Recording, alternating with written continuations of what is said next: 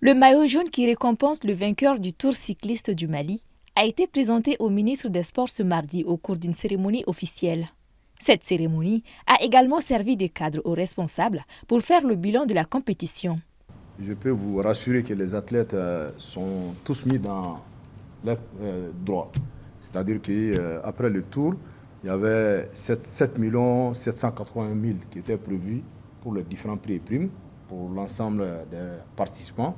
Mais j'avoue qu'avec en tout cas, la performance de nos athlètes, ils ont pu avoir sur ces montants globaux annoncés un montant de 4 335 000 francs CFA. Et plus les primes d'internat et autres.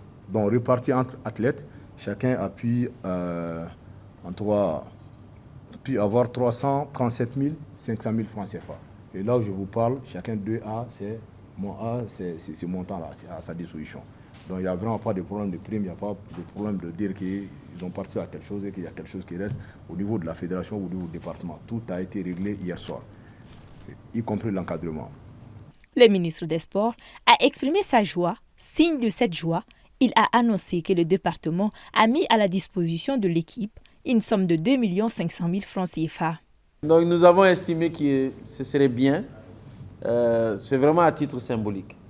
Nous avons rajouté 2 500 000 de plus, mais je pense que c'est normal que vous soyez dans vos droits. Ce n'est pas un don qu'on vous fait, ce n'est pas de la mendicité, c'est quelque chose qu'on vous doit. Parce que vous avez rempli une mission et en retour, on doit vous mettre dans vos droits. Ils savaient pourquoi ils étaient là et ils étaient déterminés à gagner. Et aujourd'hui, vraiment, vous nous honorez pour cela. Donc nous en sommes très, très, très heureux. Pour rappel, le Tour du Mali a réussi à réunir plusieurs équipes venues du Burkina Faso, du Bénin, du Maroc et bien d'autres. Au dire du président de la fédération, le Mali doit dans les périodes à venir prendre part à des tours internationaux. Yaya Diallo, qui avait déjà remporté le Tour en 2017, s'est de nouveau imposé ce dimanche.